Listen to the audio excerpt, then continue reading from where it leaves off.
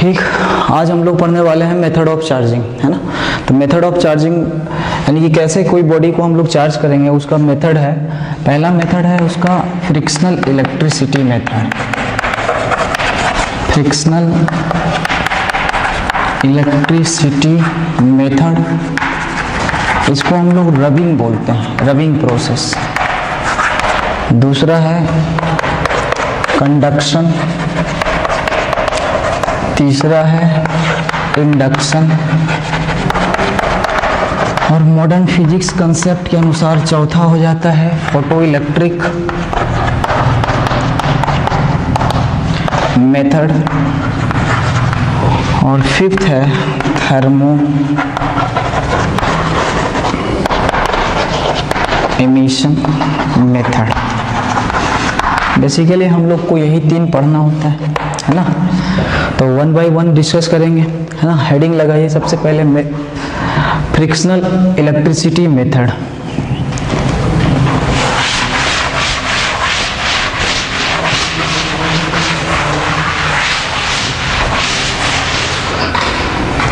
Cut है ना। अब देखिए इसमें हम लोग फ्रिक्शनल इलेक्ट्रिसिटी मेथड को समझेंगे। कहता है इसमें कि when two bodies are rubbed against each other then transfer of electron between them, due to this one body become positive charge and other body become negative charge, है ना। इसमें ऐसे समझिए जैसे कि मान लीजिए कि एक हमारे पास एक बॉडी ये है, एक दूसरा बॉडी ये है ना। दो बॉडी को जब हम रबिंग करते हैं अगेंस्ट ईच अदर इस तरह से, तो हो सकता है इसका इलेक्ट्रॉन निकल करके इसमें आ गया हो, है ना। दोनों पहले न्यूट्रल बॉडी था, जब हम एक दूसरे के साथ रबिंग किए तो इसका इलेक्ट्रॉन निकल करके इसमें आ गया, तो इसका मतलब ये नेगेटिव चार्ज हो गया और ये पॉजिटिव चार्ज हो गया। अब बात यहाँ पे ये आ जाता है कि किसका इलेक्ट्रॉन टूटेगा, तो डिपेंड्स करता है उसका मैकेनिज्म पे, इलेक्ट्रिकल प्रॉपर्टी पे। अगर इलेक्ट्रॉन लूजली बॉन्डेड होगा जिस ऑब्जेक्ट का, उसका इलेक्ट्रॉन जल्दी टूट जाएगा, और जिसका स्ट्रॉन्ग बॉन्डेड होगा उसका इलेक्ट्रॉन देर से टूटेगा। यानी कि इसमें तय है कि जब हम दो बॉडी को रब करते हैं एक दूसरे से, तो उसमें दोनों बॉडी चार्ज होता है। एक बॉडी से जिससे इलेक्ट्रॉन टूट करके निकल जाता है उस पर पॉजिटिव चार्ज, और जहां पे आकर के चिपक जाता है उसके ऊपर नेगेटिव चार्ज हो जाता है। तो यही मेन कंसेप्ट था इसमें। तो देखिए दो बॉडी जो है रब किया गया तो ट्रांसफर ऑफ इलेक्ट्रॉन होता है ना, एक बॉडी से दूसरे बॉडी, है ना। ट्रांसफर ऑफ इलेक्ट्रॉन हुआ तो एक बॉडी पॉजिटिव चार्ज और दूसरा बॉडी नेगेटिव चार्ज, और वो भी इक्वल अमाउंट में। ठीक, कुछ इसका एग्जाम्पल है जो कि दिया हुआ है, इसको इलेक्ट्रोस्टैटिक सीरीज बोलते हैं। बहुत सारा ये माइकल फैराडे के द्वारा दिया हुआ था, बहुत सारा और भी मटेरियल रहता है, लेकिन हम लोग आउट ऑफ देम समथिंग लिए, है ना। तो एक पॉजिटिव चार्ज है, इधर नेगेटिव चार्ज है। मतलब देखो अगर ग्लास रॉड को सिल्क क्लॉथ के साथ हम रबिंग करेंगे, ग्लास रॉड को सिल्क क्लॉथ के साथ अगर हम रबिंग करेंगे तो ग्लास रॉड पे पॉजिटिव चार्ज आएगा और सिल्क पे क्या आएगा, नेगेटिव चार्ज। इसका मतलब ये है कि इसका इलेक्ट्रॉन टूट करके किस पे चिपक गया जाकर के, सिल्क पे जाकर के। ठीक उसी तरह से वुलन क्लॉथ है और रबर शूज है या प्लास्टिक कोई ऑब्जेक्ट है, ये दोनों को साथ एक दूसरे के साथ रबिंग करेंगे तो होगा क्या, इस पे पॉजिटिव चार्ज आएगा, इस पे नेगेटिव। एक फेमस एग्जांपल आप ड्राई हेयर और कॉम का, है ना। ड्राई हेयर और कॉम का जब हम इस हेयर और कॉम के साथ रबिंग करते हैं, डिस्टरबेंस करते हैं, जिसकी वजह से ड्राई हेयर पे पॉजिटिव चार्ज आता है और कॉम पे नेगेटिव चार्ज आता है। और इसका सबूत भी है, क्योंकि आप जब इस तरह से डिस्टरबेंस करके कॉम को, और जैसे ही स्मॉल पीस ऑफ पेपर के पास ले जाते हैं तो स्मॉल पीस ऑफ पेपर को ये कॉम जो है अट्रैक्ट कर लेता है। कारण ये है कि ये चार्ज हो जाता है। चार्ज कैसे हुआ, तो by the help of frictional electricity method, यानी रबिंग कंसेप्ट से ये दोनों को रब्ड किया गया, तो एक से इलेक्ट्रॉन टूट करके इसमें जाके चिपका तो ये नेगेटिव चार्ज हुआ, ये पॉजिटिव चार्ज, है ना। उसी तरह से कैट स्किन है ना, और इसको अगर हम रबिंग करते हैं एबोनाइट रॉड के साथ तो इस पे पॉजिटिव आ जाएगा और इस पे क्या आ जाता है, नेगेटिव आ जाता है। यहाँ पे एक और बात समझना होगा कि कभी कभी ऑब्जेक्टिव क्वेश्चन ये पूछ देता है कि दो इंसुलेटिंग बॉडी को चार्ज किया जा सकता है, तो हाँ किया जा सकता है। कौन सा मेथड से, फ्रिक्शनल इलेक्ट्रिसिटी मेथड से। देख सकते हैं ग्लास रॉड भी इंसुलेटर है और सिल्क भी इंसुलेटर है, लेकिन दोनों को चार्ज किया गया, है ना। ठीक है, नेक्स्ट हम लोग डील करने वाले हैं चार्जिंग बाय कंडक्शन। हेडिंग बनाइए चार्जिंग बाय कंडक्शन।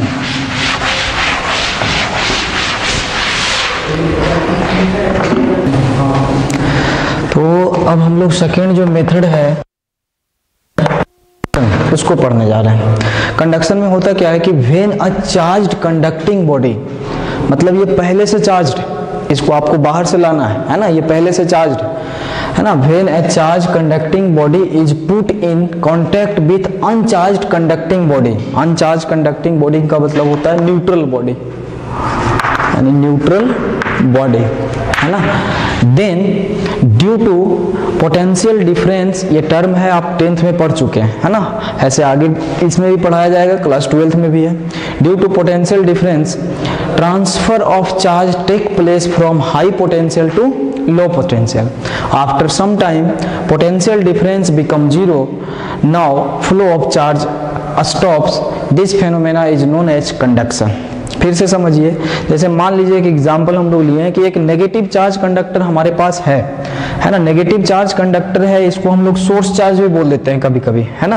तो नेगेटिव चार्ज कंडक्टर है, नेगेटिव चार्ज कंडक्टर का आइडेंटिफिकेशन क्या है, इसमें नेगेटिव चार्ज ज्यादा है as compare to positive charge, और ये हमारे पास एक बॉडी है जिसको कि हमको चार्ज करना है, कौन सा मेथड से, कंडक्शन मेथड से।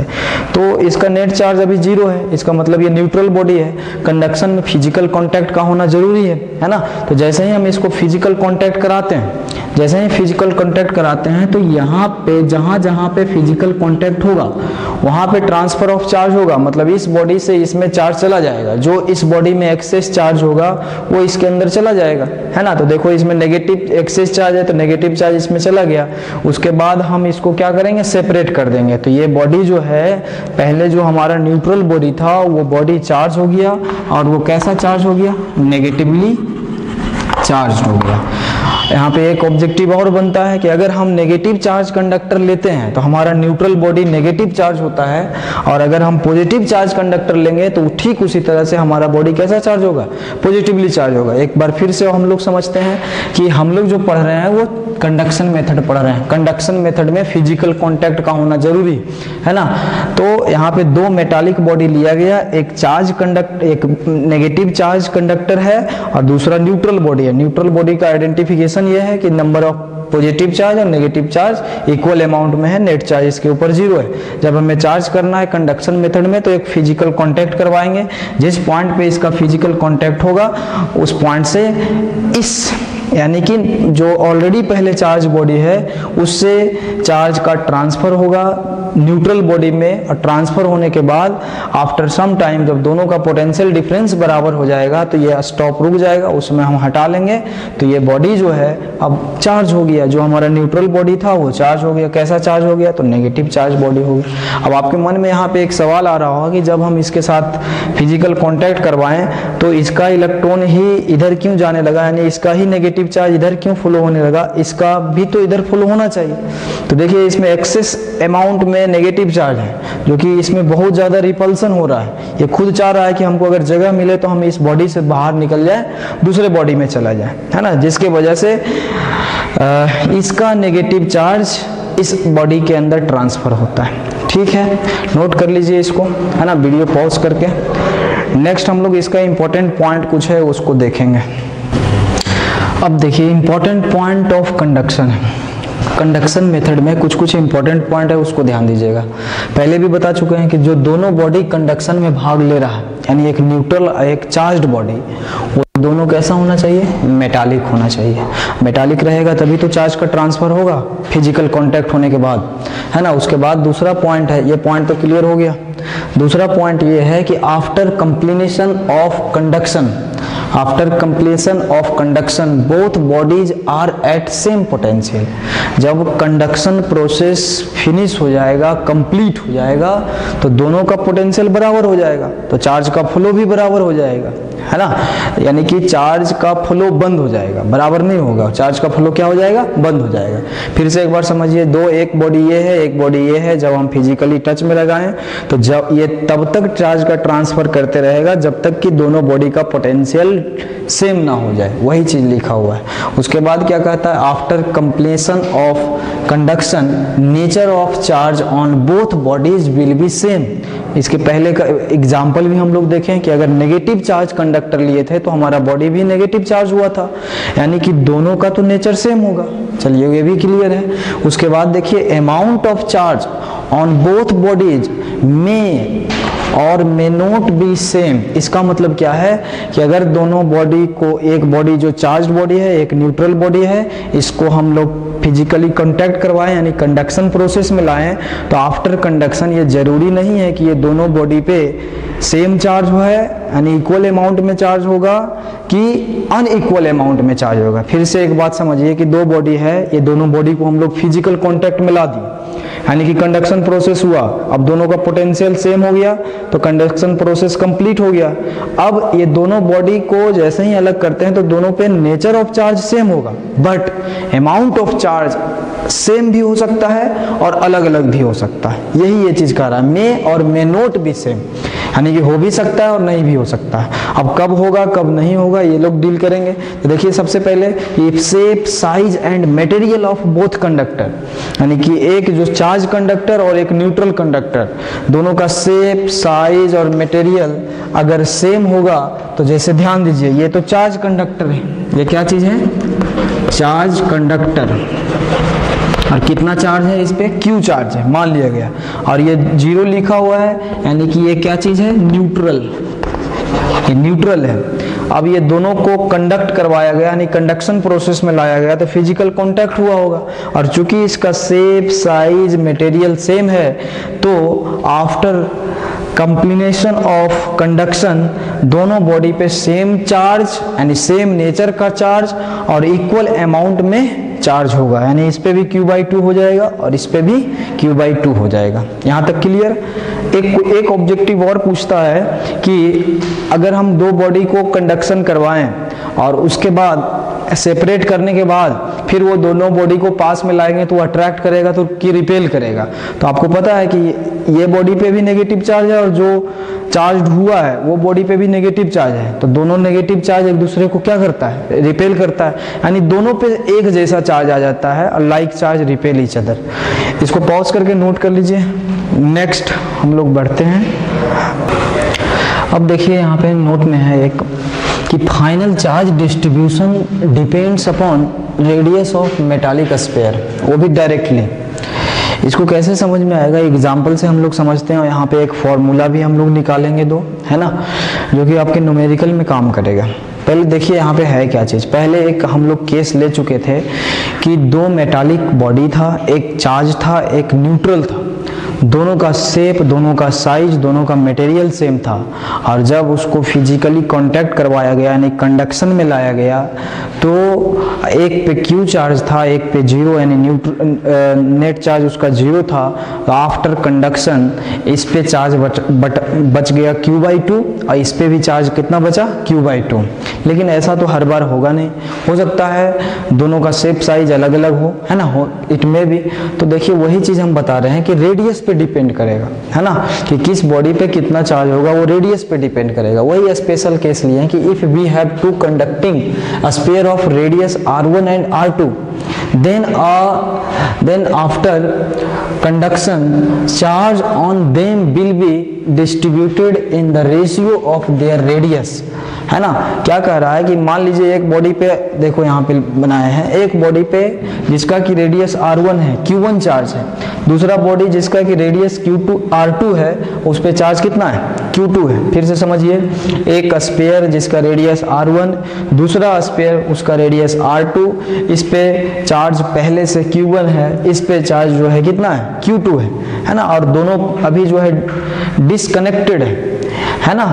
इसका मतलब कोई चार्ज इधर से इधर या इधर से इधर फ्लो नहीं हो रहा है ना। जब इसको कंडक्शन में लाया गया यानी कि कांटेक्ट करवाया गया, तो देखिए कांटेक्ट करवाया गया तो मान लेते हैं कि इस पर अब जो चार्ज बचा, इस पर आफ्टर कंडक्शन, देखो लिखा हुआ है आफ्टर कंडक्शन, इस पर चार्ज बचा कितना, Q1, और इस पर मान लेते हैं कि चार्ज कितना बचा, इस पर चार्ज बचा कितना, Q2। तो आपसे पूछेगा Q1 और Q2 का वैल्यू, तो ये कैसे निकलेगा, इधर आकर के हम लोग बात करेंगे। स्पेशल केस में वही लिखा हुआ था कि रेडियस पे डिपेंड करता है, जिसका ज्यादा रेडियस उसमें चार्ज स्टोर ज्यादा होगा, जिसका छोटा यानी कि कम रेडियस उसमें चार्ज स्टोर कम होगा। यानी प्रैक्टिकली ये देखा गया कि Q जो है वो डायरेक्टली प्रोपोर्शनल होता है R, तो अब प्रोपोर्शनल का साइन आएगा, हटेगा तो एक कांस्टेंट आएगा, यानी कि Q/R is equal to constant. इसका मतलब आप 2 हो जाता स्पेयर, तो यानी कि Q1/Q2 इज इक्वल टू हम R1/R2 लिख सकते हैं, है ना। तो यहाँ पे और अब देखिए क्या है, आफ्टर कंडक्शन यहाँ पे क्या होने वाला है, यहाँ पे की को क्लोज कर दिया गया है, ये की है, यहाँ की क्लोज्ड है, ये भी की है, लेकिन ये क्या है, ओपन है। देखिए यहाँ पे पहले चार्ज कितना था Q1, इस पे चार्ज कितना था Q2, तो Q नेट कितना हो गया, दोनों को जोड़ देंगे वही Q नेट हो जाएगा। अब यहाँ पे देखिए कि जब हम इसको कंडक्ट करवाएं तो इस पे चार्ज बचा Q1 और इस पे चार्ज कितना बचा Q2, तो Q नेट अब कितना होगा, तो दोनों को ऐड करेंगे। अच्छा ये बताइए Q नेट का वैल्यू तो चेंज नहीं हो, जितना पहले है उतना ही चार्ज अभी भी रहेगा, क्योंकि चार्ज कंजर्व रहता है सिस्टम का, है ना। तो Q नेट ये है। अब इसको क्या हम इस तरह से लिख सकते हैं, by the help of this concept, है ना। तो फ्रॉम इक्वेशन आप बना लीजिए पहला और दूसरा से हम लोग एक फॉर्मूला डेवलप करेंगे, और वो फॉर्मूला आपको याद रखना है ना। तो वो फॉर्मूला याद रखना है, इसको समझना है फिर से एक बार, है ना। समझ सकते हैं कि देखिए पहले रेडियस सेम था यानी इक्वल था, अब रेडियस अलग अलग है। तो जब रेडियस अलग अलग होता है तो प्रैक्टिकली ये देखा गया कि Q is directly proportional to R, है ना। फाइनल चार्ज का जो डिस्ट्रीब्यूशन है, फाइनल चार्ज का डिस्ट्रीब्यूशन जो है वो डायरेक्टली प्रोपोर्शनल टू R होता है। तो इस तरह से ये हमारे पास आया इक्वेशन। अब यहाँ पे देखिए इस पे पहले चार्ज Q1 था, इस पे Q2 था, इसका रेडियस R1 है, इसका रेडियस R2 है। अभी ये डिस्कनेक्टेड है, तो इस पे नेट चार्ज कितना है, दोनों से यानी सिस्टम पे नेट चार्ज कितना है, तो Q1 प्लस Q2। जब हम इसको अब कनेक्ट कर दिए तो मान लेते हैं, माना गया है कि इस पर Q1 चार्ज है और इस पर कितना हो गया, Q2 चार्ज। तो अब एक इक्वेशन हमको ये मिल गया, एक इक्वेशन ये मिल गया। अब दोनों इक्वेशन से हम लोग एक फॉर्मूला लिखेंगे। अभी तुरंत हम फॉर्मूला लिखते हैं ऊपर में, है ना। फॉर्मूला क्या है कि आपका Q1 बराबर आपका आ जाएगा R1, थोड़ा और नीचे लिख दिया जाए तो ठीक रहेगा, यानी कि Q1 बराबर आ जाएगा R1 divided by R1 plus R2 और Q नेट, है ना। सॉल्व कीजिएगा तो आ जाएगा, दोनों इक्वेशन को सॉल्व कीजिएगा तो आ जाएगा। और इसी तरह से Q2 इज इक्वल टू आपका आ जाएगा कितना, देखो Q2 है तो यहाँ R2 हो जाएगा और R1 प्लस R2 इधर Q नेट। फॉर्मूला याद रखना भी बहुत आसान है ना। कैसे, तो यहाँ पे Q1 के बारे में लिख रहे हैं, तो Q1 के बारे में तो Q1 तो यहाँ पे R1 उसका रेडियस, है ना, चार्ज की करस्पॉन्डिंग रेडियस, इधर टोटल दोनों स्पेयर का रेडियस का एडिशन और यहाँ टोटल चार्ज। ठीक उसी तरह से इस फॉर्मूला के लिए अगर यहाँ पे Q2 लिखे हैं तो यहाँ R2 हो जाएगा, R1 प्लस R2 और Q नेट। नोट कीजिए इसको। अब हम इसके ऊपर क्वेश्चन देते हैं, समझिएगा इसको, नोट कर लीजिए। अब देखिए क्वेश्चन है उसके ऊपर कि two conducting sphere of radius 6 centimetre 9 centimetre with charge 120 microcoulomb and -60 microcoulomb respectively are placed in contact with each other then find final charge. यानी कि दो स्पेयर है, ठीक उसी तरह से, है ना। एक का 6 सेंटीमीटर है और यानी कि R1 इसको मान लीजिए, और क्या, और एक का 9 है, थोड़ा बड़ा होगा तो इसको R2 मान लीजिए 9 सेंटीमीटर। अब देखिए इस पे चार्ज Q1 माने थे, पहले का चार्ज Q1 माने थे, तो यानी Q1 का वैल्यू दिया हुआ है 120 माइक्रोकूलम और Q2 स्मॉल Q2 का वैल्यू कितना दिया हुआ है, -60 माइक्रोकूलम। तो अच्छा बताइए Q नेट कितना होगा। Q नेट हो जाएगा, दोनों को ऐड कीजिए, अलजेब्रिक सम है, बहुत आसान हो जाता है, हाँ, प्लस -60, है ना। चार्ज का साइन कंसीडर कीजिएगा तो आ जाएगा कितना जी, 60 माइक्रोकूलम। ठीक, अब हमें क्या चाहिए कि जब हम इसको कनेक्ट कर दिए, है ना, कोई वायर जिसका रेजिस्टेंस 0 है कनेक्ट कर दिए, यानी कि लिख सकते हैं आफ्टर कंडक्शन। तो अब इस पे चार्ज आ जाएगा Q1 और इस पे कितना आ जाएगा Q2। आपको Q1 निकालने के लिए कह रहा है तो Q1 का फॉर्मूला बताइए, 1 तो यहाँ पे R1 divided by R1 plus R2 और क्या करेंगे, इसमें मल्टीप्लाई करेंगे, Q नेट आ जाएगा आंसर। R1 का वैल्यू कितना है, R1 6 है divided by R1 plus R2 और इधर कितना है 60। तो आप करिएगा इसको कैलकुलेट, 9 × 15 = 60, है ना, 24 माइक्रोकूलम आ जाएगा। ठीक उसी तरह से R2 का वैल्यू भी निकालेंगे हम लोग, तो R2 का वैल्यू सॉरी Q2 का वैल्यू भी निकालेंगे। Q2 का वैल्यू आप लोग क्वेश्चन तो लिख लिए होंगे, तो Q2 का वैल्यू हम ऊपर निकाल के बताते हैं। Q2 के लिए क्या करना पड़ेगा, फॉर्मूला पहले लिखिए, ठीक उसी तरह से Q2 निकालना है तो Q2 यानी ऊपर तो R2 लिखाएगा डिवाइडेड बाई नीचे तो R1 प्लस R2 दोनों में कॉमन था और Q नेट था, दैट इज R2 कितना है जी, R2 9 है और नीचे तो दोनों को ऐड करेंगे तो 15 ही आएगा और Q नेट का वैल्यू कितना है, Q नेट का वैल्यू 60 यानी 60 इतना आ जाएगा 36 माइक्रो कूलम। समझ में आ गया होगा, डायरेक्टली फॉर्मूला बेस्ड नोट कर लीजिए। एक अच्छा सा क्वेश्चन फिर हम देते हैं। देखिए क्वेश्चन है, पहले इसको आप पॉज करके ट्राई कर लीजिए, है ना, उसके बाद हम लोग सॉल्यूशन देते हैं। तो ठीक पहले हम सॉल्यूशन करते हैं। देखिए there are 3 metallic sphere A B C having radius in ratio, है ना, 3 मेटालिक स्फीयर है, उसका नाम दिया गया ए बी और सी, ठीक, रेशियो दिया हुआ 1:2:3, मतलब एक को मान लेते हैं R तो दूसरा हो जाएगा कितना 2R और तीसरा हो जाएगा 3R। इसका नाम A होगा, B है और C है, ठीक। और सुनिए charge on sphere A is 24, इस पे जो चार्ज दिया हुआ है यानी कि A पे यानी QA स्मॉल में दिया हुआ है 24 माइक्रोकूलम और इस पे initial while B and C are uncharge. Uncharge का मतलब इस पे भी चार्ज 0 है, इस पे भी चार्ज क्या है 0 है। अनचार्ज का मतलब होता है नेट चार्ज 0।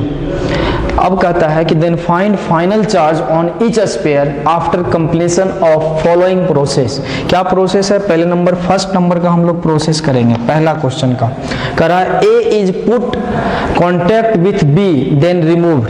ए को किया गया कांटेक्ट किसके साथ, बी के साथ, है ना, ए को किया गया बी के साथ कांटेक्ट में, ठीक।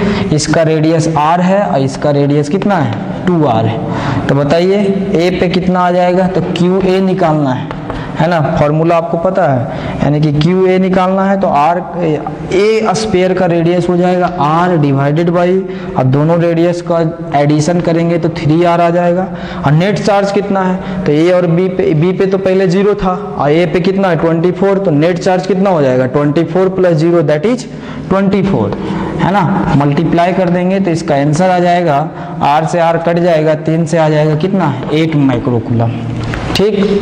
अब देखिए फर्स्ट नंबर तो हो गया, फर्स्ट नंबर का ए पे तो निकाल दिए, अब बी पे निकालना है तो QB कैसे निकालेंगे, QB निकालना होगा तो QB हो जाएगा, देखिए B तो B का रेडियस ऊपर लिखेंगे डिवाइडेड बाई टोटल रेडियस कितना होगा, दोनों को मिला देंगे तो यानी कि R plus 2R that is 3R और नेट चार्ज इस पे कितना है 24, कट कर देंगे तो आ जाएगा 3 8 यानी कि 16 माइक्रोकूलम। आपका आंसर फर्स्ट का हो गया, बहुत आसान था, इसमें 3 स्फीयर था लेकिन कह रहा था कि A is put contact with B, मतलब A को कॉन्टैक्ट में लाया B के साथ। तो देखिए A और B, A पे चार्ज था 24 माइक्रोकूलम और B पे 0 था, तो Q नेट बताइए कितना हो जाएगा 24 microcoulomb plus 0 that is 24 microcoulomb, है ना। अब जब कांटेक्ट में आया तो फाइनल चार्ज पूछ रहा है ए पे, तो QA लिख दिए, फाइनल को कैपिटल से इंडिकेट किए हैं QA, और ए का जो रेडियस है ऊपर लिखाएगा, बाकी दोनों रेडियस, दोनों का रेडियस का एडिशन और उसके बाद Q नेट लिख देंगे, सॉल्व कर देंगे, इसी तरह से ये हो जाएगा। चलिए अब जाकर के बात आ जाता है और उसके बाद कह रहा है देन रिमूव्ड, फिर हटा देता है। अब हटाने के बाद दूसरे नंबर में कह रहा है क्वेश्चन कि A is put contact with C then remove. तो यहाँ पे क्वेश्चन को समझना होगा, इसको पहले नोट कर लिए होंगे, है ना। और अब देखिए दूसरा नंबर क्वेश्चन को हम लोग समझते हैं। तो पहला नंबर क्वेश्चन क्लियर करने के बाद दूसरा नंबर क्वेश्चन यहीं पे बना देते हैं हम, है ना, थोड़ा सा क्वेश्चन बड़ा है। दूसरा नंबर क्वेश्चन कह रहा है कि A इज पुट, तो अब A पर है कितना पहले, अब A पे जो चार्ज है वो 24 नहीं रहा है, A पे है 8 माइक्रोकूलम, और क्या कह रहा है, और C पे जो है वो तो अभी 0 है ना। अब इसके साथ कांटेक्ट करवाया गया, तो बताइए Q नेट कितना हो जाएगा 8 प्लस 0 दैट इज 8 माइक्रोकूलम, ठीक, ये C है, इसका रेडियस कितना है 3r, और इसका रेडियस कितना है, इस पे चार्ज पहले था 8 माइक्रोकूलम, इसका रेडियस r था। तो अब कह रहा है कि A को C के साथ कांटेक्ट करवाया गया, उसके बाद फिर रिमूव किया गया, तो अब QA फाइनल निकालिए। तो फिर वही बात, यहाँ का A वाला का रेडियस प्लस 3, अब देखो यहाँ पे ये दोनों के रेडियस का एडिशन होगा, तो यहाँ r प्लस 3r कितना हो जाएगा 4r, और नेट कितना है जी 8 माइक्रोकूलम, ठीक, कटेगा आ जाएगा 2 माइक्रोकूलम। अब C पे निकालना है, C पे कितना हो जाएगा, तो C का रेडियस ऊपर हो जाएगा 3r डिवाइडेड बाई 4r और 8 माइक्रोकूलम, तो आ जाएगा इधर कितना, 4 से 2 कटेगा 6 माइक्रोकूलम आंसर हो जाएगा। यानी कि दूसरा नंबर का आंसर आपका हो गया क्वेश्चन नंबर 2 के लिए। आपका फाइनल जो चार्ज है A पे 2 माइक्रोकूलम और C पे हो गया कितना 6 माइक्रोकूलम। अब देखिए लिख लेते हैं थोड़ा सा इसको। यहाँ पे समझना ये है कि अब C को बनाने से पहले इसको मिटाया गया। अब देखिए A पे चार्ज कितना है, थोड़ा सा देख लें। A रेडियस R है, A पे चार्ज कितना हो गया है, यानी कि यहाँ पे है 2 माइक्रोकूलम। B पे चार्ज कितना है और C पे चार्ज कितना है। अब कोई जीरो चार्ज किसी पे नहीं रहा है ना, ये 3R है, ये 2R है, इस पे चार्ज हो गया 6 माइक्रोकूलम और A पे कितना था 2 माइक्रोकूलम और B पे कितना था, है ना, B पे चार्ज था 16 माइक्रोकूलम, 16 माइक्रोकूलम। ये है कहानी। अब समझिए, अब कह रहा है again A is put in contact with B। अब जो है A को कॉन्टैक्ट किया गया B के साथ, है ना, तो A को कांटेक्ट किया गया B के साथ, तो A को कांटेक्ट करवा दीजिए B के साथ। तो सबसे पहले ये दोनों में नेट चार्ज निकालिए, तो Q नेट कितना हो जाएगा, Q नेट हो जाएगा 16 और 2 कितना होता है 18 माइक्रोकूलम। तो अब ये A पे निकालना है तो A पे निकाल सकते हैं, इसका रेडियस डिवाइडेड बाई दोनों का रेडियस का एडिशन और उसके बाद हो गया Q नेट, तो कितना हो जाएगा, ये दोनों कट गया, 3 से 6 माइक्रोकूलम हो जाएगा। ठीक उसी तरह से QB निकालना पड़ेगा, है ना। QB कैसे निकलेगा, तो B का रेडियस हो गया 2R, नीचे दोनों का रेडियस का एडिशन और उसके बाद आपका टोटल नेट चार्ज हो गया कितना, नेट चार्ज आपका 18 है ना, तो कट जाएगा 3 से 6 यानी कि आ गया कितना 12 माइक्रोकूलम। समझ में आ गया। यानी फाइनली ये कह रहा है कि अगेन A, पुनः A को कांटेक्ट में किया गया किसके साथ, B के साथ, B के साथ बाकी फॉर्मूला था, है ना, क्लियर हो गया। तो अब फाइनली बताइए A पे कितना है, B पे कितना है और C पे कितना है। C का तो कोई दिक्कत नहीं हुआ है ना, तो A पे कितना आ गया जी फाइनल में, फाइनली A पे जो है वो कितना चार्ज, A पे आ गया 6 माइक्रोकूलम, B पे कितना आ गया, B पे आ गया 12 माइक्रोकूलम और C पे कितना आ गया 6 माइक्रोकूलम। तो सब ऐड करिएगा तो आ जाना चाहिए 24, 12 6 18 6 24। ठीक है, पॉज करके नोट कर लीजिए, ये आपका फाइनल आंसर। अब देखिए हम लोग इंडक्शन मेथड पढ़ेंगे। तो सबसे पहले इंडक्शन मेथड का एक ऑब्जेक्टिव पॉइंट ये होता है कि इसमें विदाउट फिजिकल कांटेक्ट चार्ज हो जाए, है ना, नो फिजिकल कांटेक्ट, कोई फिजिकल कांटेक्ट का जरूरत नहीं है ना, कोई फिजिकल कांटेक्ट का जरूरत नहीं। देखिए ये डिफिनीशन है, पहले डिफिनीशन को देख लेते हैं, है ना, कि it is a process by which a charge body can be use to create other charge body. मतलब एक चार्ज बॉडी है, उसके हेल्प से हम दूसरा चार्ज बॉडी क्रिएट करेंगे। इसका मतलब ये हुआ कि एक चार्ज बॉडी के हेल्प से एक न्यूट्रल बॉडी को चार्ज करेंगे, है ना, वही लिखा हुआ है कि it is a process by which a charged body can be used to create other charged body without touching them, मतलब बिना इसका कोई फिजिकल कॉन्टैक्ट के, और लॉसिंग इट्स ऑन चार्ज, मतलब जो चार्ज बॉडी है वो अपना चार्ज को लॉस भी नहीं करेगा ना टच करेगा, फिर भी जो न्यूट्रल बॉडी है आपको चार्ज करना है वो चार्ज हो जाएगा, है ना। कैसे होगा वो देखिए, कहता है कि when a charged body is placed near to the uncharged body, है ना। फॉर्मूला ये डिफिनीशन, और इसको देखिए फिगर को, when a charged body is placed near to the uncharged body. देखिए एक चार्ज्ड बॉडी लिए, कैसा चार्ज बॉडी है, नेगेटिव चार्ज बॉडी है। नेगेटिव चार्ज बॉडी का मतलब नेगेटिव चार्ज ज्यादा होगा, पॉजिटिव भी एक दो रहेगा, कोई दिक्कत नहीं है ना।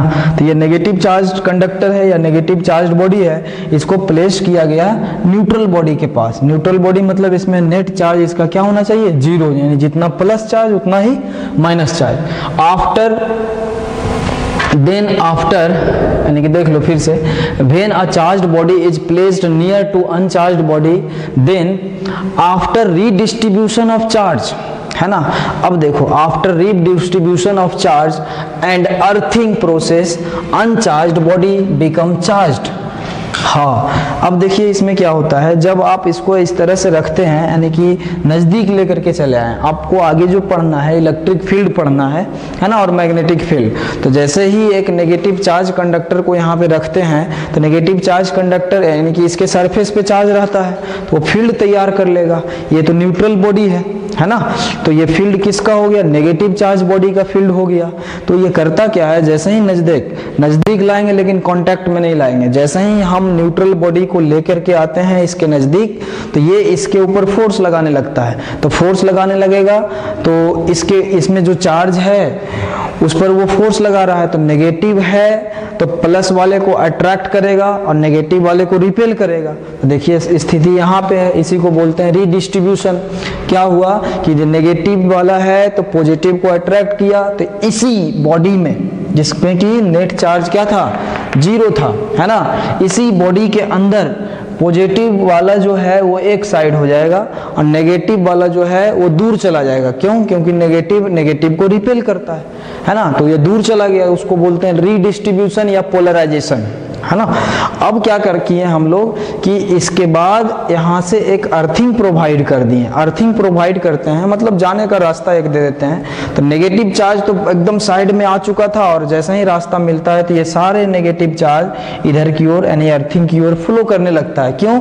रिपल्सन की वजह से। ये बॉडी यानी इस बॉडी का नेगेटिव चार्ज इस बॉडी के नेगेटिव चार्ज के ऊपर रिपल्सन का फोर्स लगा रहा है, जिसके वजह से ये दूर जाना चाह रहा है। दूर जाने के लिए जगह ही नहीं था, तो हम लोग इसको अर्थिंग दिए तो ये चलने लगा नीचे की ओर। अब देखिए जब ये नेगेटिव चार्ज बहुत सारा निकल जाएगा, यानी टोटल तो नहीं निकलेगा, है ना, कुछ प्लस भी माइनस को तो अट्रैक्ट किए होगा, तो बहुत सारा निकल गया, कुछ बचा।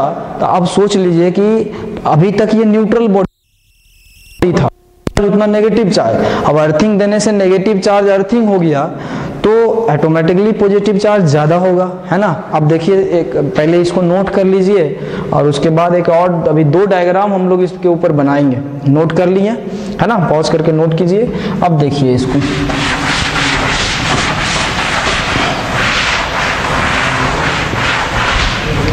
हाँ, अब देखिए नेक्स्ट डायग्राम में क्या होता है, तीसरा नंबर में, कि अब हुआ क्या, ये नेगेटिव चार्ज बॉडी है ना, और जब अर्थिंग में चला गया बहुत सारा नेगेटिव चार्ज, तो इसमें बहुत सारे पॉजिटिव चार्ज बच गया, एक दो नेगेटिव बच गया। अब तीसरा नंबर में ये देखिए, अभी भी ये देखिए पोलराइज्ड है ना, एक साइड में पॉजिटिव है एक साइड में नेगेटिव है। अब आफ्टर दैट हम लोग चौथा प्रोसेस में देखते क्या है, इसको हम रिमूव कर देते हैं यानी हटा देते हैं, यानी कि जो नेगेटिव चार्ज कंडक्टर हम कंसीडर किए थे उसको हटाएंगे तो ये यूनिफॉर्म डिस्ट्रीब्यूटेड हो जाएगा, है ना, लेकिन इसमें पॉजिटिव की संख्या यानी कि नंबर ऑफ पॉजिटिव चार्ज ज़्यादा होगा, इसलिए बॉडी बताइए कैसा चार्ज हो गया, बॉडी बिकम पॉजिटिव चार्ज। अब देखिए बहुत सारा इसमें ऑब्जेक्टिव पूछा जाता है। एक बार फिर से हम कंसेप्ट को अच्छा से समझते हैं। इंडक्शन प्रोसेस में होता क्या है, सबसे पहले there is no physical contact. एक मार्केट से हमें चार्ज्ड बॉडी को लाना पड़ेगा, चाहे आप नेगेटिव चार्ज बॉडी को लाइए या पॉजिटिव चार्ज बॉडी को लाइए, है ना। जब हम मान लेते हैं कि नेगेटिव चार्ज बॉडी लाएं तो नेगेटिव चार्ज बॉडी लाएं और जिस बॉडी को चार्ज करना उसके नजदीक में लेकर के चले गए, फिजिकल कॉन्टैक्ट नहीं है ना। तो ये नेगेटिव चार्ज बॉडी जो है इसके प्लस वाले चार्ज पे फोर्स लगाएगा और वो इधर की ओर खींचेगा, और माइनस पे भी फोर्स लगाएगा लेकिन उसको रिपेल करेगा। तो प्लस वाला इधर आ गया, माइनस वाला इधर आ गया। उसके बाद हम क्या करते हैं, अर्थिंग कर देते हैं। अर्थिंग कर देते हैं तो बहुत सारे माइनस चार्ज जो है अर्थिंग में चला जाता है, अर्थ में चला जाता है, जिसके वजह से इसमें पॉजिटिव चार्ज की संख्या ज्यादा बच जाता है। तो देख लो यहाँ पे पॉजिटिव चार्ज की संख्या ज्यादा बचा, है ना। इसका नेगेटिव तो जितना है यहाँ पे जितना था अभी भी उतना ही है, अभी भी उतना ही है ना। इसमें कोई प्रॉब्लम ना तो बढ़ा है ना तो घटा है, लेकिन इसका नेगेटिव चार्ज अर्थिंग में चला गया तो इसमें पॉजिटिव चार्ज की संख्या बच गया। लेकिन अभी जो है ये नेगेटिव बहुत सारा इस पॉजिटिव को खींच के रखा हुआ है, तो हम इसको हटा दिए। जैसे ही हटाते हैं तो ये यूनिफॉर्म डिस्ट्रीब्यूटेड हो जाता है ना। तो बॉडी हमारा चार्ज हो गया कौन सा, पॉजिटिवली चार्ज। यानी कि सोचिए अगर आप नेगेटिव चार्ज कंडक्टर लीजिएगा तो बॉडी चार्ज होगा पॉजिटिव, अगर आप पॉजिटिव चार्ज कंडक्टर लीजिएगा तो बॉडी चार्ज होगा क्या चीज, नेगेटिव। ये भी ऑब्जेक्टिव पूछता है ना। हमारे नोट्स में लिखा हुआ है, नोट्स हम ग्रुप में सेंड कर देंगे, ठीक। अब देखिए इसमें बहुत सारा चीज है ना। एनसीईआरटी का एक क्वेश्चन भी दिया हुआ है कि how can you charge a metal sphere positively without touching it. देखिए इत्तेफाक, देखिए यही क्वेश्चन है ना, कि हम लोग का एग्जाम्पल और एनसीईआरटी का जो क्वेश्चन है वो सेम टू सेम है। एग्जाम्पल उसमें भी एग्जाम्पल में ही एनसीईआरटी का दिया हुआ है। कहता है कि एक मेटल स्फीयर को हमें पॉजिटिवली चार्ज करना है बिना टच किए हुए। तो बिना टच किए हुए कैसे चार्ज करेंगे, तो एक नेगेटिव कंडक्टर ले लेंगे और बाकी प्रोसेस तो आप समझे ही हैं। और ये स्फीयर जो है वो कैसा चार्ज हो गया, पॉजिटिवली चार्ज। बना लीजिएगा इसको। अब एक चीज और है ना, दो तीन बातें और है इसमें समझना इंडक्शन प्रोसेस में। जैसे एक आप लोग बचपन में क्लास 8 में ही पढ़ाया जाता है डिस्टर्बिंग वाला, है ना, कि कॉम्ब और प्लास्टिक कॉम्ब रहता है और हेयर और स्मॉल पीस ऑफ पेपर, इसका जो कॉम्बिनेशन है समझिएगा उसमें कि कौन सा प्रोसेस से ये चार्ज होता है और कैसे फोर्स लगाता है, ध्यान दीजिएगा, है ना। यहाँ पे बताया जाता है थोड़ा सा, ये ड्राई हेयर है इसका, है ना। एक हमारे पास कॉम्ब है, ठीक। अब क्या करते हैं, ये कॉम्ब को ड्राई हेयर के साथ डिस्टर्ब करते हैं, है ना। ये स्मॉल पीस ऑफ पेपर है, स्मॉल पीस ऑफ पेपर है ना। और ये प्लास्टिक का कॉम्ब है, प्लास्टिक कॉम्ब, और ये हो गया ड्राई हेयर। अभी इसके ऊपर भी नेट चार्ज क्या है, 0 है। ये हेयर के ऊपर भी नेट चार्ज क्या है, 0 है। मतलब ये भी न्यूट्रल मान लेते हैं, ये भी न्यूट्रल है। उसके बाद क्या होता है, जैसे ही ये कॉम्ब को ड्राई हेयर के साथ रब्ड किया जाता है, वही जस्ट पढ़े थे हम लोग फ्रिक्शनल इलेक्ट्रिसिटी, तो रब किया जाता है। तो रबिंग करने के बाद इसका इलेक्ट्रॉन टूट के इसके ऊपर आ जाता है, जिसके वजह से अब जो ये कॉम्ब है, अब इलेक्ट्रॉन टूट के इसके पास आया तो इस पे कैसा चार्ज आ गया होगा, तो ये नेगेटिव चार्ज की तरह बिहेव करेगा, और ये बाल जो है कैसा वाला चार्ज की तरह बिहेव करेगा, पॉजिटिव चार्ज की तरह बिहेव करेगा। अब देखिए इत्तेफाक की बात यहाँ पे ये है कि ये स्मॉल पीस ऑफ पेपर को ये अट्रैक्ट कर लेता है। तो अट्रैक्ट कैसे किया, ये नेगेटिव चार्ज है और ये जो है न्यूट्रल है। न्यूट्रल है, न्यूट्रल का मतलब क्या होता है, जितना इस पे पॉजिटिव, जितना इसके अंदर पॉजिटिव चार्ज है उतना ही नेगेटिव चार्ज है। लेकिन जब एक कॉम्ब जो कि नेगेटिवली चार्ज है वो नज़दीक आता है किसके, स्मॉल पीस ऑफ पेपर के, तो इसके इस साइड वाले सरफेस पे पॉजिटिव चार्ज इंडक्ट हो जाता है अपने आप, क्योंकि नेगेटिव है तो पॉजिटिव को खींचेगा, जिसके वजह से ये क्या हो जाता है, खींचा जाता है। कितना बात समझ में आया। दूसरा क्वेश्चन यहाँ पे ये होता है कि बताइए इलेक्ट्रिकल फोर्स ज़्यादा स्ट्रांग होता है कि ग्रेविटेशनल फोर्स ज़्यादा स्ट्रांग होता है। तो आपको इस एक्सपेरिमेंट से भी आप प्रूव कर सकते हैं कि electrical force is greater than gravitational force. कैसे? तो बहुत आसान है।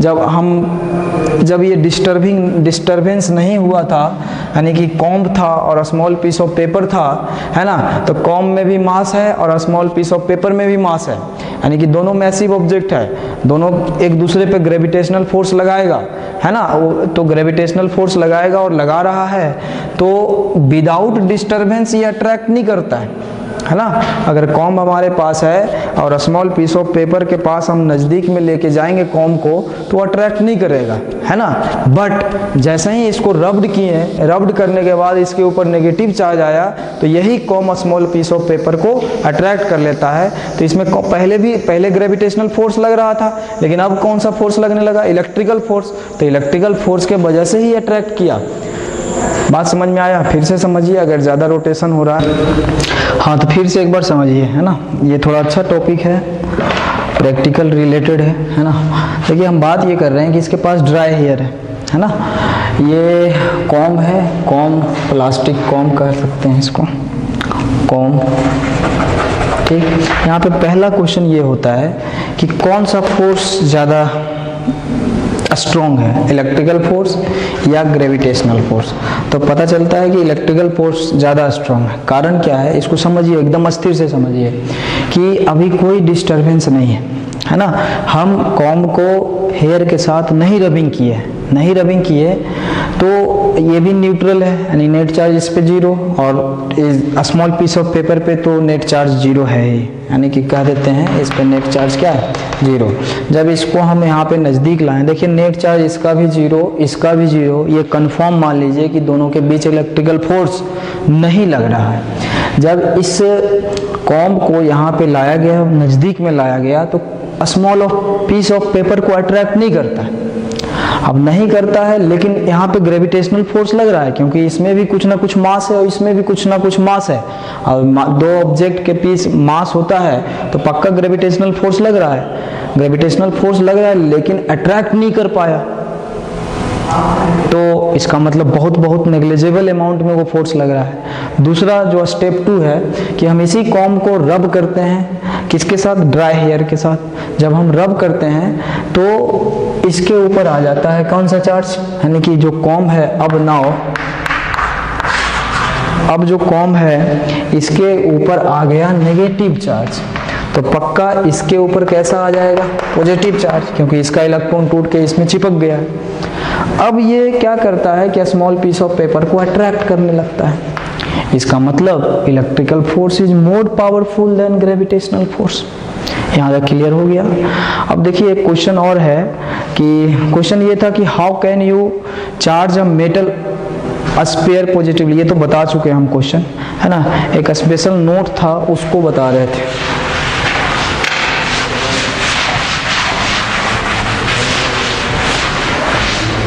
स्पेशल नोट क्या था ये समझिए। स्पेशल नोट था क्या? हम लोग जनरली ये जानते हैं कि like charge repel each other, लेकिन सम टाइम एक बॉडी पे कम चार्ज है और दूसरा बॉडी पे उसी नेचर का बहुत ज़्यादा चार्ज है, तो वो एक दूसरे को क्या करने लगता है? अट्रैक्ट करने लगता है। जैसे एग्जांपल हम दे रहे हैं कि ये -10 कूलम इसके ऊपर चार्ज है और एक बड़ा सा स्फीयर है, इसमें -10,000 कूलम चार्ज है ना। तो इसमें नेगेटिव पार्टिकल ज़्यादा होगा एज कम्पेयर टू पॉजिटिव, है ना। नेगेटिव इसमें तो और बहुत ज़्यादा नेगेटिव होगा, बहुत ज़्यादा नेगेटिव कर दो, है ना, एज कम्पेयर टू पॉजिटिव बहुत ज़्यादा नेगेटिव होगा, ठीक। अब क्या हुआ, जब हम इसको नज़दीक में लाएं तो एक और डायग्राम बना लेते हैं थोड़ा इजी वे में समझने के लिए। जब नज़दीक लाएंगे तो क्या होता है, इसमें बहुत ज़्यादा नेगेटिव है एज कम्पेयर टू पॉजिटिव, इसमें भी बहुत ज़्यादा नेगेटिव है एज कम्पेयर टू पॉजिटिव, तो इसमें पॉजिटिव चार्ज है और इसका नेगेटिव चार्ज इसमें ज़्यादा है, तो ये नेगेटिव इसके पॉजिटिव चार्ज को अट्रैक्ट करने लगता है। तो इसका पॉजिटिव चार्ज एक साइड में आ गया, यानी पोलराइजेशन हो गया, और इधर नेगेटिव चार्ज बहुत सारा है ही। अब बताइए कि इस तरह का रीडिस्ट्रीब्यूशन हुआ तो ये बॉडी इसके ऊपर फोर्स लगाने लगता है, कैसा वाला? तो अट्रैक्शन वाला। ये समझ में आ गया था आपको? अब जाकर के क्वेश्चन है, वो क्वेश्चन को समझिए, है ना। क्वेश्चन क्या दिया हुआ था कि लिख देते हैं क्वेश्चन, है ना। क्वेश्चन आपका ये है कि नेगेटिव चार्ज, क्वेश्चन है a negative charge sphere A attract a sphere B, then a sphere B is R। Option आपका ए में दिया हुआ है मे बी न्यूट्रल, बी में दिया हुआ है ऑप्शन क्या चीज मे बी नेगेटिव, और सी में दिया हुआ है मे बी पॉजिटिव, डी में दिया हुआ है मस्ट बी कौन सा पॉजिटिव। ध्यान दीजिए, बताइए कौन कौन सा ऑप्शन है, एक है, दो या फिर तीन है या फिर सिंगल है, सोच के बताइएगा। क्या negative charge sphere A attract sphere B, then sphere B क्या हो सकता है। तो पहला चीज सोचिए कि एक नेगेटिव चार्ज स्फीयर यानी ए है और वह स्फीयर बी को अट्रैक्ट कर रहा है ना, अट्रैक्ट कर रहा है, तो हो सकता है कि वो न्यूट्रल भी हो, न्यूट्रल को तो अट्रैक्ट करेगा, हो सकता है वो नेगेटिव हो, एक पे बहुत ज़्यादा चार्ज है नेगेटिव, एक पे कम है, तो ये भी सही हो जाएगा, हो सकता है वो पॉजिटिव। कितने लोग जल्दीबाजी में मस्ट भी पॉजिटिव मार देता है, लेकिन ये आपका सही है, नोट कर लीजिए इसको, आगे बढ़ते हैं। चलिए मिटाते हैं। इंडक्शन का बहुत सारा क्वेश्चन छोटा छोटा पूछता है, हम लोग लगभग सॉल्व कर लिए हैं। अब हम लोग के पास एक और मेथड जो था photo electric method of charging, photo electric method charging का बहुत ही सिंपल है, इसका यूज हम लोग मॉडर्न फिजिक्स में अब डिटेल में पढ़ेंगे, है ना। Photo electric method of charging में क्या होता है, इसको एग्जांपल से समझा देते हैं, है ना। जैसे मान लीजिए कि एक प्लेट रखा हुआ है ना, प्लेट है, एटम मॉलिक्यूल्स से बना हुआ होगा, इसका मतलब एक हम यहाँ पे एटम का स्ट्रक्चर सोचते हैं, तो ये यहाँ पे न्यूक्लियस है, इलेक्ट्रॉन रिवॉल्व कर रहा है चारों ओर, ठीक। अभी ये न्यूट्रल स्टेट में है ना, यानी कि लो एनर्जी है, आराम से ये रिवॉल्व कर रहा है। अब मान लो कि यहाँ से सनलाइट आना स्टार्ट हुआ, जब सनलाइट आकर के स्ट्राइक करता है तो एटम एनर्जी को रिसीव करेगा, जिसके वजह से इसका काइनेटिक एनर्जी यानी average kinetic energy of electron बढ़ जाएगा, घूमते घूमते ये निकल सकता है बाहर। जैसे ही बाहर निकलेगा तो ये बॉडी पॉजिटिव होगा, जहाँ पे इलेक्ट्रॉन जाएगा वो नेगेटिव हो जाएगा। बात समझ में आया। फिर से जब इसके ऊपर एनर्जी स्ट्राइक किया, ये एनर्जी को रिसीव किया, एनर्जी रिसीव करने के वजह से इसका क्या हो जाता है, स्पीड बढ़ जाता है, आउटर मोस्ट शेल का इलेक्ट्रॉन बाहर निकल गया, इलेक्ट्रॉन बाहर निकला तो वो चार्ज हो गया।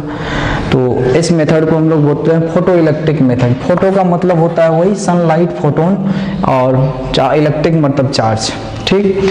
अब दूसरा चीज क्या है, दूसरा नोट कर लीजिए इसको, दूसरा जो था वो क्या था, थर्मो इमिशन, इसको भी समझा देते हैं, सिंपल है ये भी, thermo emission method. Thermo emission method, देखो थर्मो का मतलब ही होता है क्या चीज, हीट, हीट से कुछ इमिट करेगा। तो यहाँ पे वही बात है, अब अभी कुछ नहीं है, न्यूट्रल है ये, ठीक। और हम क्या करते हैं कि इधर से एक कैंडल जला देते हैं, यानी कि एनर्जी दे देते हैं, थर्मल एनर्जी, हीट एनर्जी दे देते हैं, तो फिर ये हीट को एब्जॉर्ब करेगा, स्पीड इसका बढ़ जाएगा और ये बाहर हो सकता है निकल जाए, तो यहाँ पे प्लस है, यहाँ पे क्या हो जाएगा माइनस, ये बॉडी बिकम चार्ज्ड, है ना। तो ऐसे मेथड का नाम क्या दिया जाता है, थर्मो इमिशन मेथड। तो अब इससे रिलेटेड जो है और भी क्वेश्चन है ना, देखिएगा, बन जाएगा सारा चीज, है ना। अब इस वीडियो को यहाँ पे फिनिश करते हैं, आगे का वीडियो जो आएगा वो कूलम्ब्स लॉ से आएगा। अब हमारा नेक्स्ट टॉपिक जो है वो गोल्ड लीफ इलेक्ट्रोस्कोप है ना। गोल्ड लीफ इलेक्ट्रोस्कोप क्या है, एक ऐसा डिवाइस है जिसका यूज हम लोग करते हैं तीन काम करने के लिए, है ना। इसका यूज जो है वो किस किस काम करने के लिए यूज करते हैं। पहला कि किसी बॉडी पे, है ना, चार्ज है या नहीं है, यानी कि पहला नंबर क्या है, प्रेजेंस ऑफ चार्ज पता लगाता है ना, प्रेजेंस ऑफ इलेक्ट्रिक चार्ज। कि कोई अगर बॉडी, जैसे मान लीजिए कि ये बॉडी है और कोई पूछ दे कि ये बॉडी चार्ज है या नहीं है, तो अगर हमारे लेबोरेटरी में इलेक्ट्रोस्कोप होगा तो हम बता देंगे कि ये बॉडी चार्ज है या नहीं है। दूसरा कहता है कि नेचर ऑफ चार्ज भी पता करते हैं, अगर ये बॉडी चार्ज है तो फिर कैसा चार्ज है। यहाँ पे दो सवाल होता है, या तो ये पॉजिटिव होगा या तो नेगेटिव होगा, यानी कि ये भी बताता है कि नेचर ऑफ चार्ज कि कैसे पॉजिटिव है या फिर नेगेटिव। अब तीसरा सवाल होगा कि अगर ये बॉडी चार्ज है, अब मान लेते हैं कि नेगेटिव चार्ज है, तो कितना नेगेटिव चार्ज है, यानी कि अमाउंट ऑफ चार्ज भी बताता है। ठीक, तो सबसे पहले हम लोग देख लेते हैं गोल्ड लीफ इलेक्ट्रोस्कोप। तो गोल्ड लीफ इलेक्ट्रोस्कोप भी आप मार्केट में है अवेलेबल, और थोड़ा कॉस्ट को बचाना है यानी कि कम कॉस्ट में, तो एल्युमिनियम लीफ इलेक्ट्रोस्कोप होगा। इसका नाम एल्युमिनियम लीफ इसलिए पड़ता है या गोल्ड लीफ, क्योंकि यहाँ पे जो है सोना या एल्युमिनियम का बहुत ही थीन पत्ता रहता है ना। अब इसका पहले कंस्ट्रक्शन समझ लीजिए। इसका कंस्ट्रक्शन क्या है, एक ग्लास जार है, इवैक्यूएटेड है, मतलब यहाँ से एयर को निकाल दिया गया है। एयर इसलिए निकाल दिया गया है कि जो हम गोल्ड लीफ यूज कर रहे हैं वो बहुत बहुत पतला होता है ना, बहुत पतला। अगर हवा रहता तो ये खुद, है ना, डिस्टर्ब हो जाता है एयर से, तो हमारा जो प्रैक्टिकल है वो सही बेस पे काम नहीं कर पाता। तो इसीलिए ग्लास जार उससे एयर को निकाल दिए, और उसके बाद एक मेटालिक रॉड ले लिए। मेटालिक रॉड का लोअर एंड में हम लोग गोल्ड लीफ को कनेक्ट कर देते हैं, और अपर एंड में हम लोग एक मेटालिक डिस्क यानी थाली जैसा एक कनेक्ट कर देते हैं, और उसके बाद ये मेटल का रॉड भी है, और यहाँ कॉर्क लगा देते हैं ताकि बाहर का एयर एंट्री ना करे, और ये इसमें वैक्यूम क्रिएट कर दिए। तो अब सबसे पहले हम बात करेंगे कि प्रेजेंस ऑफ इलेक्ट्रिक चार्ज कैसे पता चलता है। तो जैसे मान लीजिए कि हमारे पास एक बॉडी है, ये है ना, और बता दिया गया है इसको, आपसे सवाल ये किया गया है कि ये बॉडी चार्ज है या फिर नहीं है। तो देखिए ये बॉडी चार्ज है या नहीं है कैसे पता चलेगा। तो ये बॉडी को लाएंगे और टच करेंगे, किसके ऊपर, मेटल डिस्क के ऊपर टच करेंगे। तो मेटल डिस्क के ऊपर टच करेंगे तो अगर ये बॉडी पे कोई भी तरह का चार्ज होगा, या तो पॉजिटिव या तो नेगेटिव, अगर ये बॉडी पे कोई भी तरह का चार्ज होगा तो वो फ्लो होते हुए यहाँ पहुंचेगा, और इस लीफ पे भी चला जाएगा और इस लीफ पे भी चला जाएगा। अब सोचिए, दो लीफ जो कि बहुत कम डिस्टेंस पे बहुत पतला है, और दोनों पे अगर एक जैसा चार्ज आ गया तो वो डाइवर्ज होगा। इस तरह से है पहले उसका इनिशियल पोजीशन, अब वो डाइवर्ज होकर के ऐसे हो जाएगा, यानी कि इस तरह से हो जाएगा। तो अगर कोई गोल्ड स्कोप का लीफ न्यूट्रल पोजीशन से डाइवर्जिंग सिचुएशन में आ जाए तो हम कहेंगे कि ये बॉडी क्या है, चार्ज है। यहाँ पे तीसरा भी हम बता देते हैं, अमाउंट ऑफ चार्ज। अब देखिए हमारे पास दो बॉडी है ना, इसको भी यहाँ पे टच करवाएं तो ये डाइवर्ज हुआ, और इसको भी टच करवाएं तो अब ये और ज़्यादा डाइवर्ज हो गया। यानी कि ये दोनों बॉडी चार्ज है, लेकिन इसको टच करवाते हैं तो कम डाइवर्ज होता है, और इसको टच करवाते हैं तो ज़्यादा डाइवर्ज होता है गोल्ड लीफ, है ना। इसका मतलब इस पर ज़्यादा चार्ज है, जितना ज़्यादा चार्ज उतना ज़्यादा रिपल्सन, उतना ज़्यादा रिपल्सन उतना ज़्यादा डाइवर्जन, है ना, उतना ज़्यादा डाइवर्ज कर जाएगा। तो हम अमाउंट ऑफ चार्ज जो है कैसे पता लगाते हैं, on the basis of diversion, है ना, रेट ऑफ डाइवर्जन, कितना ज़्यादा वो डाइवर्ज किया, कितना ज़्यादा डाइवर्स किया। तो ये दोनों पॉइंट क्लियर हो गया, है ना। प्रेजेंस ऑफ चार्ज कैसे पता चलेगा, तो एक बॉडी को, जिस बॉडी के बारे में हमें पता लगाना है, वो बॉडी को टच करेंगे, अगर ये बॉडी पे चार्ज होगा, अगर होगा तो, नहीं होगा तो ये तो जैसे है वैसे ही रह जाएगा, देयर इज नो डिस्टर्बेंस, है ना, अकर्स इन गोल्ड लीफ। अगर इस पे चार्ज होगा तो ये चार्ज जो है फ्लो होते होते यहाँ पहुँच जाएगा, और इस लीफ पे भी, इस लीफ पे भी, और दोनों पे सिमिलर चार्ज है तो वो डाइवर्ज हो जाएगा। और ज़्यादा डाइवर्ज हुआ, कम डाइवर्ज हुआ, तो डाइवर्ज जितना कम या ज़्यादा होगा उस amount of charge is directly proportional to divergence कर लो, है ना, तो क्लियर हो जाए सकता है। आगे कूलम्स लॉ बताएंगे, है ना, नेक्स्ट जो आपका वीडियो आने वाला है वो कूलम्स लॉ से ही। अब देखिए हम बी के बारे में बोलते हैं, नेचर ऑफ चार्ज के बारे में। तो नेचर ऑफ चार्ज के बारे में कैसे पता चलता है, तो नेचर ऑफ चार्ज अगर आपको गोल्ड लीफ इलेक्ट्रोस्कोप से पता करना है तो पहले आप चार्ज्ड गोल्ड लीफ इलेक्ट्रोस्कोप लीजिए, है ना। जैसे मान लीजिए कि ये बॉडी को हम पहले टच करवा दिए, टच करवाएं तो टच करवाने के बाद है ना ये इलेक्ट्रोस्कोप चार्ज हो गया। अब ये इलेक्ट्रोस्कोप चार्ज हो गया तो सबसे पहले एक बात यहाँ पे ध्यान देना पड़ेगा, आप फर्स्ट ऑफ ऑल स्टार्टिंग में आप किस बॉडी से आप इसमें टच करवाएं, वो बॉडी का चार्ज क्या है ये आपको पता होना चाहिए। जैसे मान लेते हैं कि ये बॉडी पे पॉजिटिव चार्ज है तो हम टच करवाएं तो इस पे भी प्लस प्लस चार्ज हो जाएगा और इस पे भी प्लस प्लस चार्ज है, तभी तो ये डाइवर्ज कर गया। अब हम इसका नेचर ऑफ चार्ज पता करना चाहते हैं, तो जब हम इसको टच करवाएं तो हुआ क्या कि इतना डाइवर्ज था तो ये और डाइवर्ज हो गया। इसका मतलब इस पे भी पॉजिटिव चार्ज है, क्योंकि पहले जितना पॉजिटिव चार्ज था इस कलर का और इसको जब हम टच करवाएं तो और ज़्यादा पॉजिटिव चार्ज आया तो और डाइवर्ज कर दिया। हाँ, अगर हम इसको टच करवाएं, इसको जैसे ही टच करवाएं तो ये न्यूट्रल पोजीशन पे आ गया। इस तरह से न्यूट्रल पोजीशन पे आ गया।